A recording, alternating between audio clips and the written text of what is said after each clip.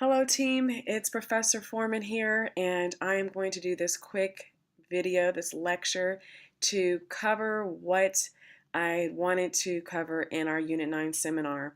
And hopefully I can do this without any technical glitches. So let's go ahead and zoom through this, and hopefully I'll be able to answer any questions that you may have at this time. So we're going to talk about some of the communication problems to avoid, some various communication channels, and how we can effectively manage change, and then I'm going to go over the Unit 9 assignment. This week you're reading chapters 13 and 15, which is on communicating and innovating and changing. And of course you have the Unit 9 quiz, which is 15 questions, 15 points. The discussion board is our last current events article, which we're going to talk about communication problems and how to avoid them. I'm glad to see that some of you are already in the discussion. And then the Unit 9 assignment, you're going to compose a message that's going to look about how you can lead your organization through a significant change, making sure that you follow the rubric closely. I'll go into that in greater detail in a moment. That is like a two-part assignment, which you're going to compose an email. So you'll draft your assignment like an email. Still make sure it's double spaced. And then after, you'll go to an additional page, a clean page, and then you'll then respond to the rest of the assignment instructions. So when we look at communication, it's our ability to communicate clearly, concisely, so that we can make sure that the intent is fulfilled. And so that is one way that we know that we're succeeding as a manager, if we're able to communicate effectively. If the message that is in our mind, if it is then exchanged to another person and they are able to extract that information and move forward with it effectively and efficiently, then you know, I've done my job. And so there are various communication concepts and guidelines that are available to help us improve our skills as communicators. And there's various channels in which that we can use, and there's advantages and disadvantages to both. And we have the task of motivating people to keep changing in response to new business challenges, right? Because as we've always said from the beginning of this class, change is inevitable. Change is going to happen. It's the only way to reach the mission and vision of your organization. And so as a manager, you have to constantly motivate and inspire and encourage people to embrace that change and to accept the challenges that come. So communication is how we transmit information and meaning from myself to another person, from you to another person, and we use that through various shared symbols. And the sender is going to initiate the process by conveying information to the receiver. And that receiver is the person who's going to take in that intended message. Now, when you're sending a message, it has meaning that you want to convey, and that meaning is encoded through various symbols, whether it's words that we use and how the words are being used.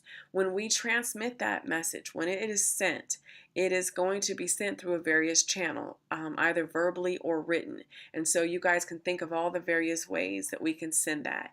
It may be email, it may be a written letter, it may be a postcard, it may be a text message, instant messenger, so on and so forth. Now, as the receiver, you're going to decode the message. That means you're going to read it. You're going to attempt to interpret the meaning. And you may provide feedback to make sure that the message is encoded in a way that you're letting the sender know, yes, this is what I heard and this is what I'm saying. So you can say the cat is black in the rain. And I can say, I think I heard you say that the cat is running in the rain. And then as the sender, you says, no, I said the cat is black in the rain. And then I'm going to keep repeating back to you until I understand fully what you're trying to say. That is the important thing. It is the sender's responsibility to ensure that the receiver has fully understood the message. Now, there's things that can cause problems, such as noise. That's any kind of interference in the system, anything that can block perfect understanding.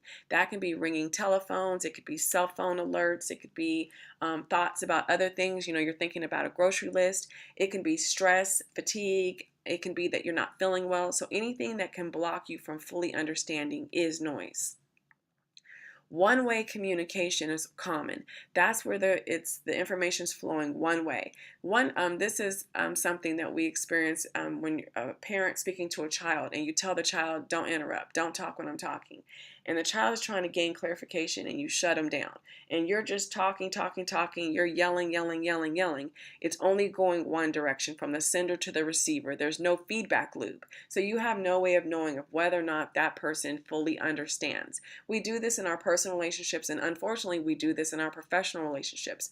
Oftentimes, when we're barking orders and we're going, going, going, and we're, rattling off information, and we wait till maybe the very end to ask for feedback, or we don't ask for feedback at all. We just turn around and walk away.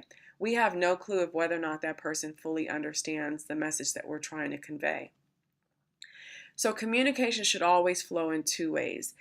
There should always be feedback from the receiver, and the sender needs to always be receptive to the feedback. Just because that receiver doesn't fully understand what you're saying does not mean that you're supposed to go off and have a temper tantrum or throw things or curse or whatever you may do to show your displeasure with what you're hearing. But as the sender, it is your responsibility to keep going back to make sure that that information is fully conveyed. Now, in the discussion board, you guys are going to look for topics that relate to communication problems and how we can avoid them. Make sure they're within the last 12 months, and make sure that you're properly summarizing the information in your own words and letting us know what you learned from the information and how it relates to the topic. If there is a web link available, author's name and publication date, please share that at the bottom of your post so that we can quickly review the article. Now, here's one way in which we can, a general mode of communication. The sender, person A, has an intended meaning, and you're going to encode that message, and you're going to then send that through whatever communication channel that you're going to use. As the receiver, person B, you need to decode that message, then determine what you believe it means, so your perceived meaning, and then you'll provide feedback as to, well, this is what I heard, is this what you mean? And this will continue going around and around until the sender is satisfied that the receiver fully understands the message. Now, a model of two-way communication is showing how the sender encodes the message, right? And now person A, once it goes to the communication channel and the receiver decodes it, now you're the sender, because now you need to encode that message to send back, right? You've decoded it. Now you need to send it back to the sender to see whether or not you got it right. So now the receiver is now the sender, and you're going to send that message back and saying, is this correct? And then this is what I heard. And now the original sender is now receiving the message. So they have to now decode it and then uncode it. So it keeps going around and around. Here are some pitfalls. Perception. That's how I'm receiving, interpreting information. If I'm perceiving it differently, guess what? We're gonna have communication issues, because now I'm gonna keep thinking that you're saying the cat is just in the rain, and I'm not gonna hear that you're saying that the cat is black in the rain. Filtering is how we withhold or ignore or distort information. You don't want to let your significant other know that you ate the cake on the way home from work, so you're going to withhold the information, yet you did not realize that you have chocolate frosting on your face. That's going to be a problem. Or at work, when you want to ignore a part of an email request or ignore part of a memo, that's filtering. Well, guess what? The task will not be able to be completed because you're now ignoring part of it. And with ignoring it means you cannot fulfill the request. So how we can avoid this is to ensure that the receivers attend to the message they are sending, right? and that you're considering the other party's frame of reference that they're attempting to convey. So you're going to step into that other person's shoes. You're going to look through their lens and see if you can figure out in the way in which they're trying to say it. You know that initially, at some point, no harm is coming to you. And so you need to always take that position. And you need to take concrete steps to minimize perceptual errors and improper signals in sending and receiving. So if you're not closed off, then what you're not going to do is have your arms crossed or your face distorted, looking like you're upset, because that's going to then tell the receiver that somehow you're upset, you're displeased. Sorry, you guys, for the background noise that I'm making. And then what you're going to do is make sure that you're sending consistent messages. This is key because oftentimes we don't make sure that our messages are consistent. So you may be elaborate in one and then very vague in another.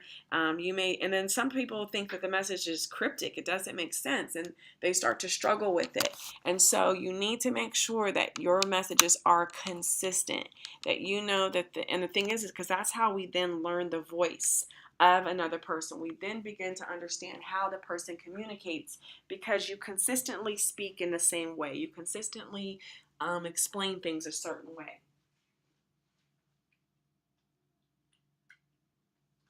So with that, that is how you go about that. Nonverbal skills. This is important because we have to make sure we use time appropriately. What happens is that we can have a lax sense of time, and that can and so you can either be too slow in responding, or you're waiting 2 weeks to respond. That's not good. It's nonverbal, or it seems as though you're ignoring me. You need to also make sure that your office arrangement is conducive to open communication. If your door is always closed at your office, doesn't make people feel as though they can really communicate with you, right? And remembering, like I said earlier, your body language. It means everything. How you shift, your facial expressions, your arms crossed, your hands on your hips, your hand over your face. All of those things are nonverbal cues to the receiver of that message. Listening is important, and I know I have this problem bad, especially when I'm passionate about something, and I can sometimes hear what I want to hear. And this is where you state what you believe the other person is saying through reflection. That is the best way to listen, because if someone says something and I repeat and I say, well, okay, so what I heard was this. Is this what you were trying to say? Then at that point, that allows the communication to go deeper, because then there's a clarification and the sender can continue trying to send the message clearly to me. What we often do is we don't even spend the time to reflect and to state back what it is. We internalize the reflection. We tell ourselves what we believe we heard, and then we respond in our, with our retort. Where reflection really is the process that you're supposed to verbally state back, whether it's in writing or face-to-face or verbally over the phone. You need to be able to convey back what you heard, not just react, but to restate what you heard. That is reflection. And here's 10 keys to effective listening is finding an area of interest, right? You can have some shared interest. You need to judge content, not delivery. People become critical if someone incorrectly uses a word, or because the inflection of someone's voice or someone's accent. Do not be concerned about delivery. Don't be concerned about how the message. Now, I will say that if you're being fired by text or email, that's a biggie.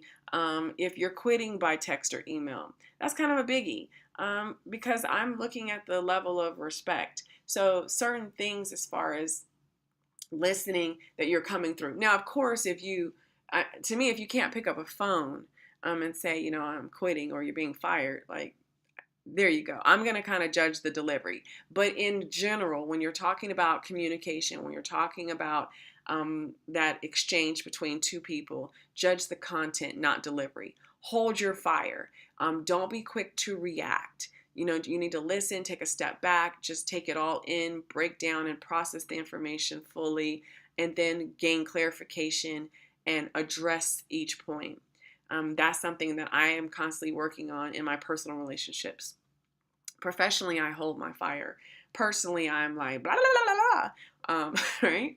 And then another thing is to listen for ideas. That is the key, is that you should be curious as to in ways that there's something can pique your interest that you can say, oh, I can see how I can work with that. Your ability to be flexible is also key. Your inflexibility just means that you have your head in the sand and you're not willing to work. You have to always be willing to be flexible and to consider other sides. And then, as we mentioned earlier, resisting the distraction. If you find yourself distracted, you need to table the conversation, redirect it elsewhere. Exercising your mind, allowing it to think beyond your limited scope. Keeping your mind open and being willing to embrace change, being willing to find something different, and capitalize on thought speed, understanding that your thoughts are going to come in sometimes faster than you can process them. So your ability to process those thoughts and translate them into possible actionable steps is very important. And then working at listening, not working at how quickly I can respond, but listening and considering this person's thoughts, their feelings, their perceptions, and the angles in which they see things. And then our use of observation is very important, especially in the workplace, and how you can go about personally visiting your team members, visiting the different locations that your company has, and possibly off-site locations so that you can get a firsthand view of what's happening on the ground. And you have to be able to accurately interpret what you're observing. What is it that you're seeing? And if you're not sure what you're seeing, ask, get clarification. If it looks like someone is putting paint thinner in something that isn't supposed to have paint thinner, ask about it. If it looks as though somebody's stapling something that's supposed to be nailed, ask about it. Um, you know, inquire, what is it that I'm seeing? Because what I think I see, is this what I'm seeing, and why am I seeing this? So you need to make sure you can accurately interpret that.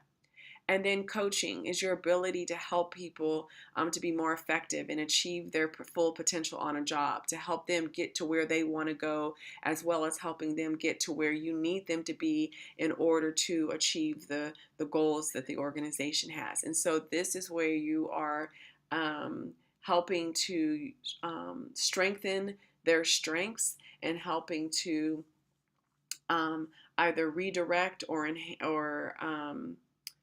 build upon the weaknesses they have to help make them strengths. Sometimes they're just weak in an area, and at that point you know that that person's weak in that area.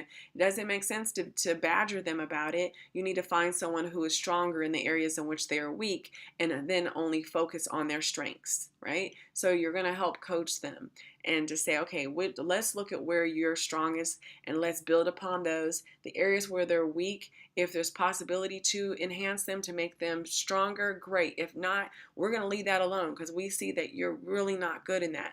Maybe you need to find someone else who can do it. And the thing is, it's not, you don't fire them because of it. I mean, unless you need them to be a driver and they can't drive. Well, then you need to find, is there something else they can do in the company? If not, they need to be redirected out because they applied for the driving position.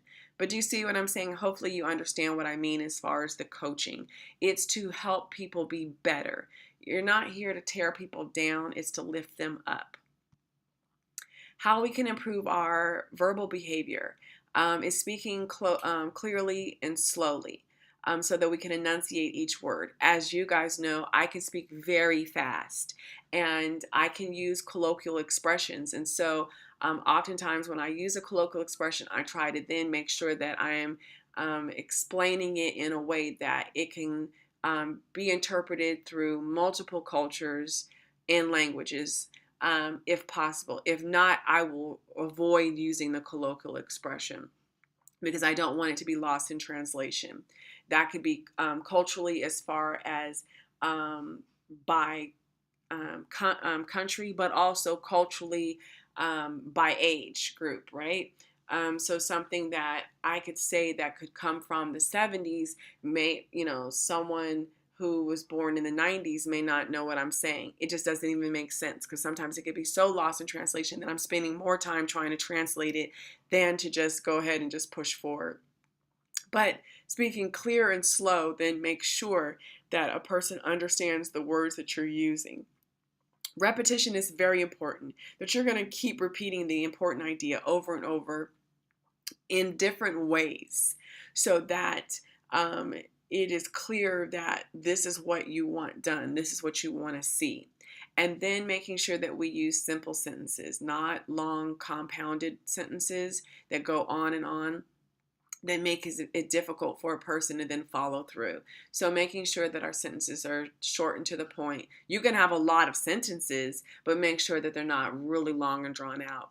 And then making sure that we're using active verbs and avoiding the passive verbs. Why? Because once again, that can be lost in translation, because a person is then trying to figure out in which way that you're meaning something. How we can also do improve is in our, as I mentioned earlier, our hand gestures, our facial gestures, making sure that they're appropriate and that they're emphasizing the meaning of the words that you're trying to convey. Visual restatements using pictures and graphs, tables and slides help to reinforce the words with something visual. And then your ability to demonstrate, to act out as many themes as possible. Is one way. If you're able to create some type of video, or just in person, just kind of like act out what it is that you want to see. Pausing more frequently. Sometimes we can just rattle, and it doesn't give a person an opportunity to interject or to ask a question, or to even process, because now you've gone on to something else. So our ability to pause. If you can hand out any kind of written summaries of your verbal presentation, that is also helpful, because it allows people who may process and translate information at a slower pace. It may give them the ability to now go back, look at it again, and then follow up with any other questions. We can also use richer media for any kind of critical or complex messages. And your media richness is the degree in which your communication channel conveys information. So you may go through using various online or offline portals. You may use video, webinars. You may need to go really in depth in order to make sure that all of your receivers of the message can get it extracted, decode it, understand exactly what you're saying. And so you may have to go really rich for those critical messages. For instance, if there is something that is going to possibly impact jobs, it would be great if there is a live stream video or a recorded video of your CEO or president being able to speak and articulate the message, versus it being in maybe a memo kind of thing. So something like that would allow us to be able to see and hear that person speak, and we can then say, okay, no different than if imagine if our country was going to go into war with another country.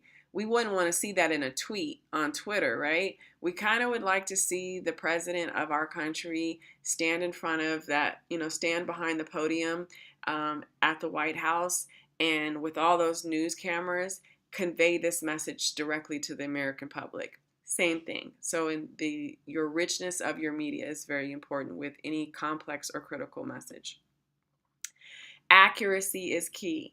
So when you know that someone is trying to decode your message and make sense of it, allow the silence to be there.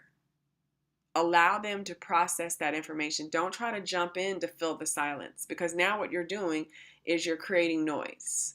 Remember what I mentioned about noise earlier. So don't try to fill in the silence. And as I mentioned earlier about the way we are looking at how the message is conveyed, don't worry about that. Don't equate poor grammar and mispronunciation with lack of intelligence.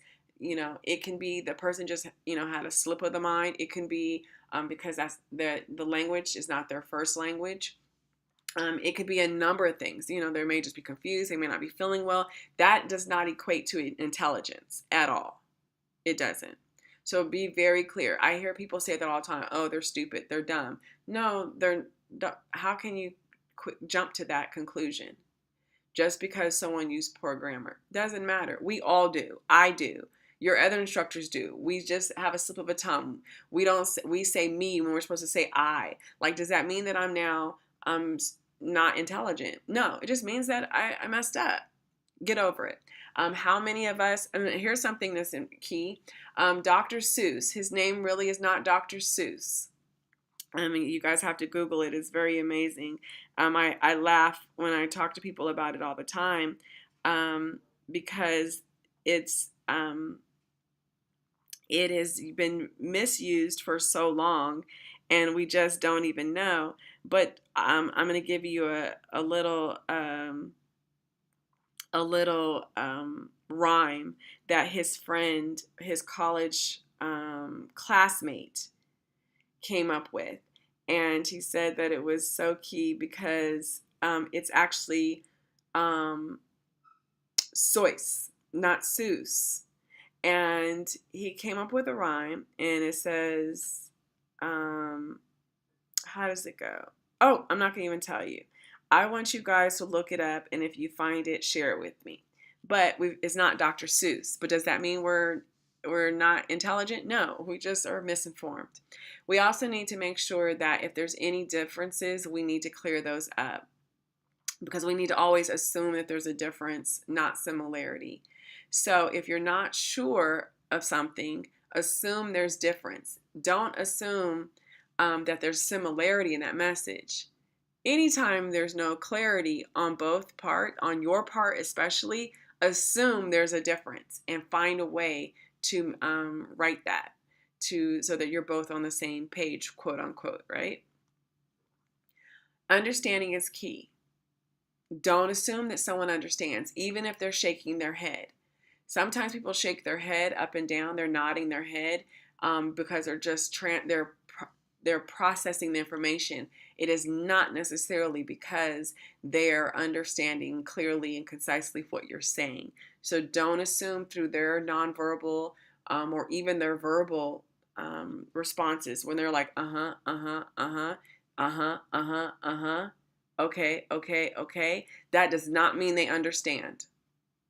You need to gain clarity and say, do you understand what it is that I'm saying? And when they say yes, great. Can you repeat back to me in your own words what you believe that I said? At that point, that's how you're going to make sure that there's the full understanding. But don't assume it. Then it's also making sure that we check for comprehension.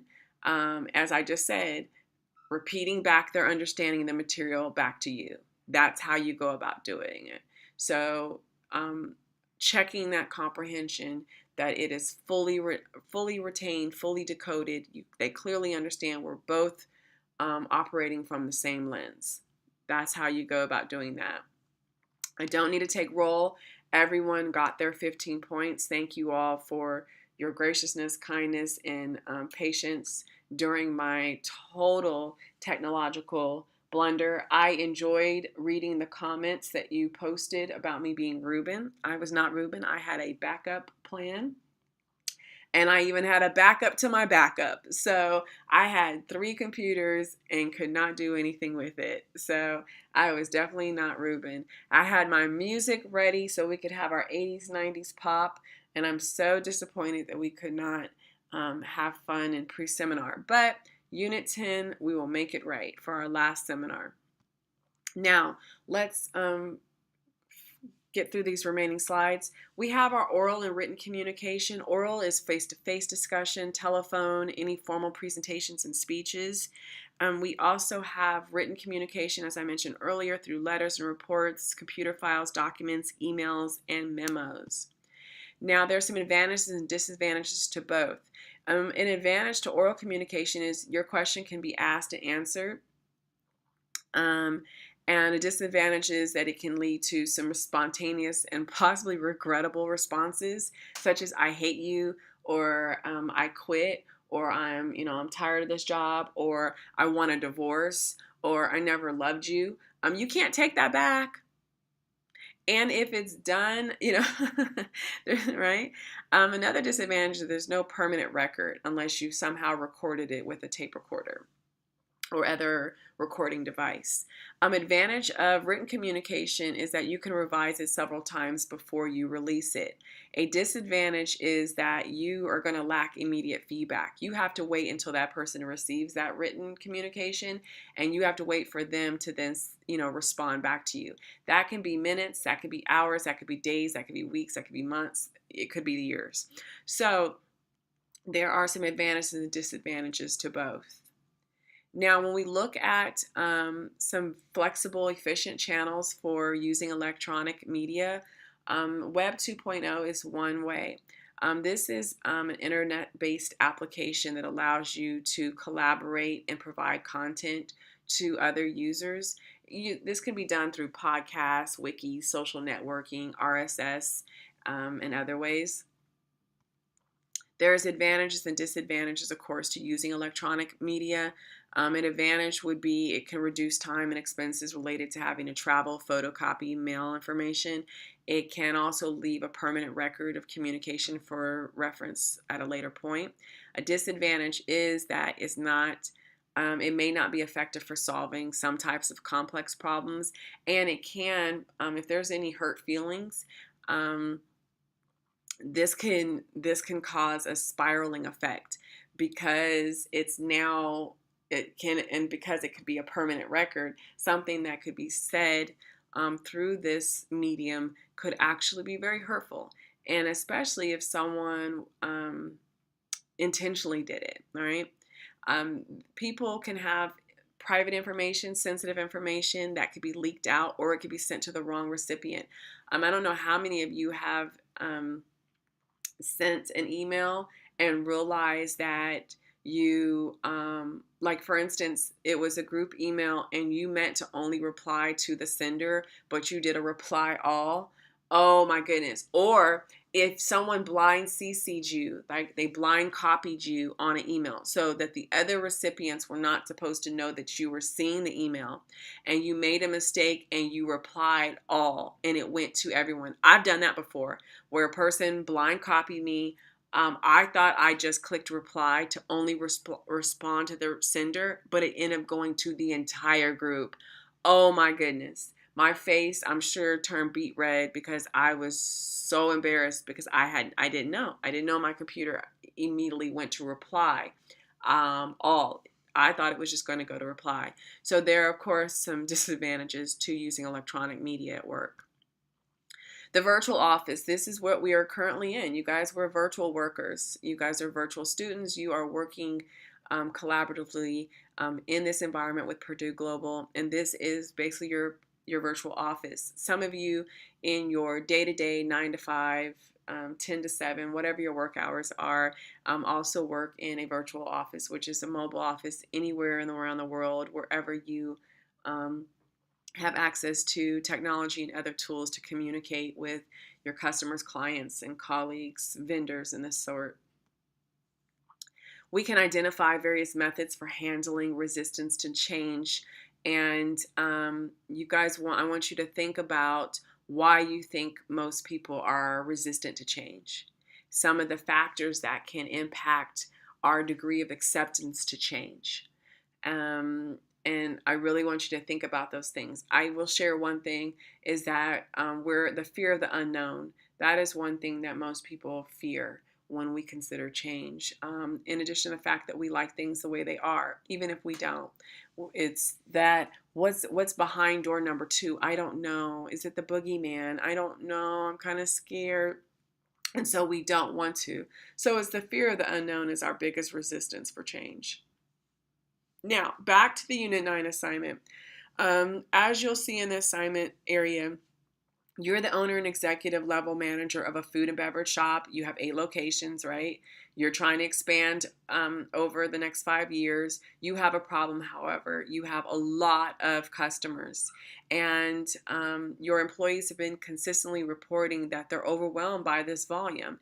And your frontline and mid-level managers have noticed the number of reported errors in customer orders has increased because your frontline employees are having a difficulty dealing with the insurgence of customers. You have so many that they can't handle the volume.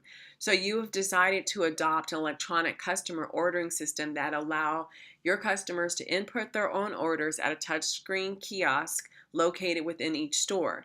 Then your employees will only then have to focus on preparing the order as it appears on the screen in the food prep area.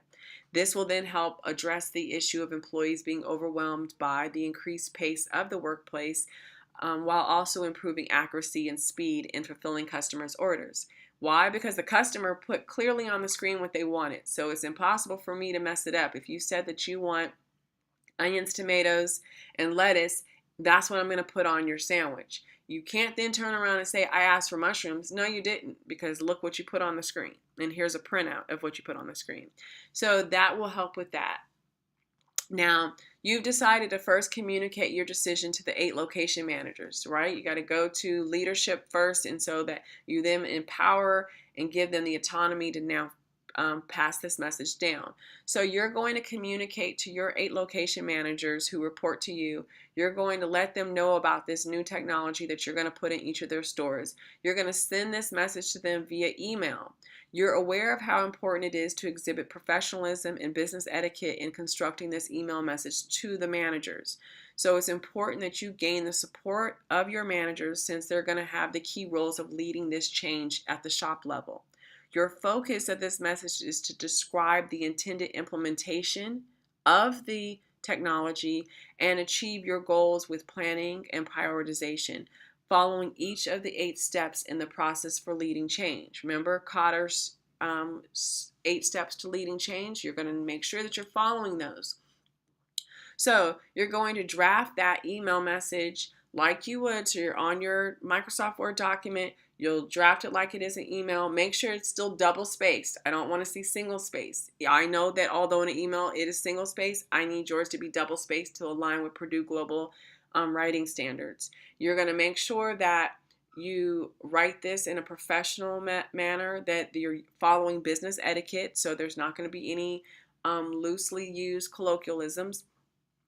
And you'll make sure that you're going to introduce this technology, explain, first starting off with addressing the problem. You know what the problem is, and here's the solution that you believe will bring a lot of relief to both your employees as well as your customers, and the steps in which you want to implement this.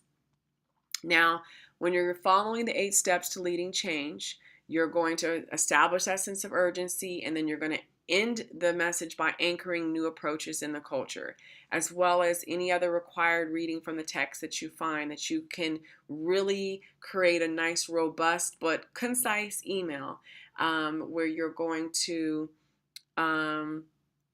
describe what they must be aware of and what they need to do in order to manage this change in technology to the automated customer service. After you completed the email message to those managers in your Microsoft Word document, you're going to address, after on the next page, you're going to go down. After you completed the email part, you'll go down to a clean page in your Microsoft Word document, and then you'll address the following questions on the rest of the Microsoft Word document. In that following part, you're going to say whether or not email is an effective channel to send the message, and you're going to explain why you believe it is and why not. If you feel that this is something that should have been conveyed in face-to-face or via a webinar or by video, you need to explain why you believe those other channels would have been more effective. You need to explain what the potential communication pitfalls could be by sending this via email, and how they can be avoided, right? And especially because you're going to have to look at how you're drafting your email. Look at your email through the lens of your managers. When you draft this message, do you truly believe that each and every one of your managers are going to fully be able to decode and understand and grasp your email in order to then translate this and now encode a message to convey to their team members in your 8 locations? If you're reading your email and you're saying, I don't know, then you need to tighten up your email and make sure that it is clear, concise, but also that it's robust enough that it can answer any potential questions that your managers may have. Make sure that this message is going from you as the CEO to your location managers, not to your employees. I don't want to see any emails that are being drafted as though they're going to the employees. These are not going to your frontline employees. These are going to your store managers. You need to make sure that they explain the steps necessary to manage the change, address the questions concerning the communication channel and its potential pitfalls. All right, that's what I need to be able to see in your document.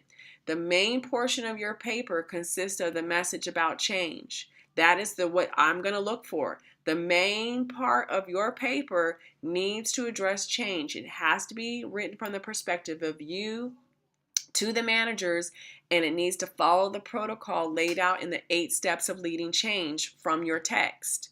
So I'm going to be looking for that. After you compose the email message to your managers, you're going to address the other parts of the assignment regarding the effectiveness of email as a channel to communicate this message and any I'm saying any potential communication pitfalls. I need you guys to expand your mind and consider in what ways could the message be misinterpreted. How could someone take that message and for some reason think something totally different, or somehow they're only extracted part of the message and they go to your employees and have your employees end up feeling like they're going to be fired because now they're losing their jobs to robots, losing their jobs to technology. No, you're not. We're making it so that you guys can focus on making the sandwiches and the soup and whatever else that we make, so that the customers are then empowered to put in their orders manually, and we can do what we do best, make great sandwiches, soups, and the like. So I need to make sure that it's very clear. So this is going to be a multi-page assignment, right? Because you're going to have your email. That may be 1 or 2 pages by itself. And then I need to see you address that other part, which will probably be a page, if not 2.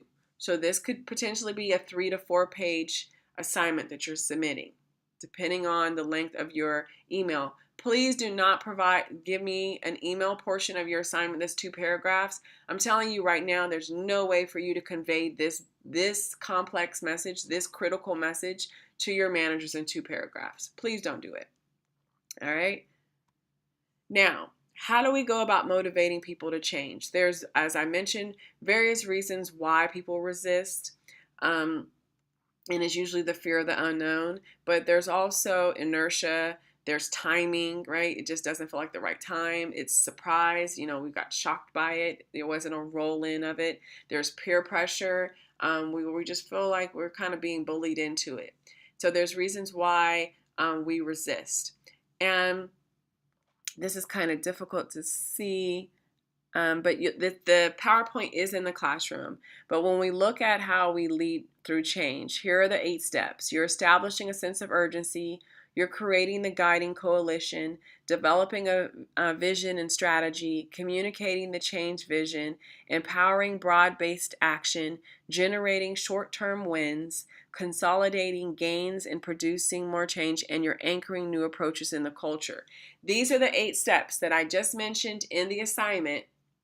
These are the 8 steps, figure 14.3 in your textbook, that I need to see conveyed in your Unit 9 assignment. All 8 steps need to be able to be addressed and conveyed in your assignment.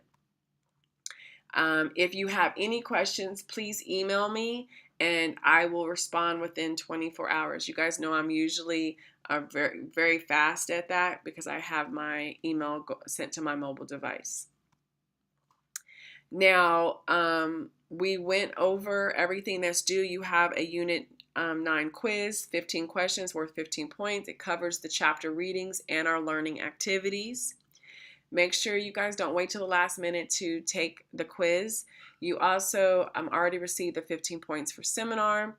You have the Unit 9 discussion. I've already started interacting with some of you in the Unit 9 discussion. So far, so good. I'm very proud of you. And then, of course, you have this assignment, the Unit 9 written assignment. If you have any questions, please, once again, it is my responsibility as the sender of this message that you fully understand what I'm saying. So if there's any misunderstanding, if you're not fully understanding what this assignment says, if the written instructions are not clear enough to you, please send me an email so that I can make sure that it is clear and concise and that we are both looking through the same lens. We can both see the same thing. Your lens isn't cloudy, right? You don't have chocolate icing from that cake that you snuck and ate before you came home, right? Right? I want to make sure that we're in this together and that you understand fully what is expected of you so that you don't lose any points. I'd like to see everyone receive 40 points for this assignment. Make sure that your assignment, just like every other assignment in your Purdue Global classes, that it has the appropriate APA formatted title page. I've allowed a lot of you guys to do really creative ones, but just understand that your other instructors may be more strict with that APA guidelines and may not like the fact that you're using graphic designs on that title page. So just be cognizant of that. Sometimes what I would recommend is if you want to be creative in that way, you may want to always do the standard APA title page first and then do your creative one next. So that it's kind of giving your instructor the understanding that you're now going to wow them and pizzazz them with your creative flair to correspond with the assignment.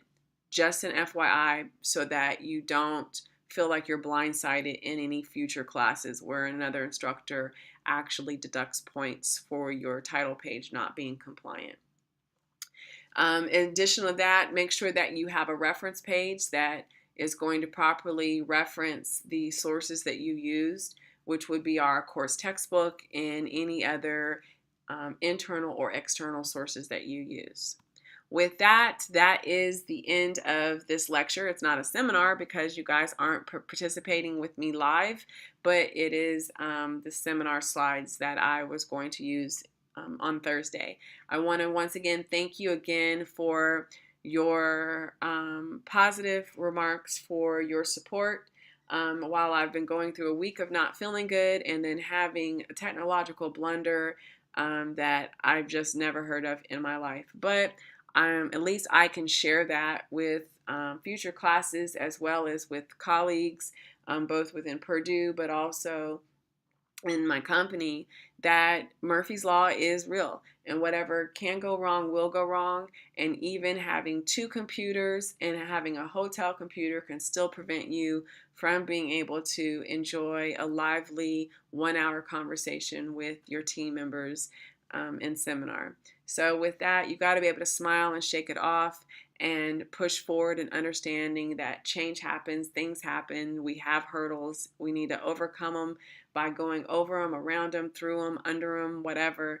But we just don't sit back and just, put our hands on our head and just, climb under a rock. So we're going to just keep pushing forward. I look forward to engaging with each and every one of you in our Unit 9 discussion, and I will see you in the classroom. Thank you, everyone. Have a wonderful day.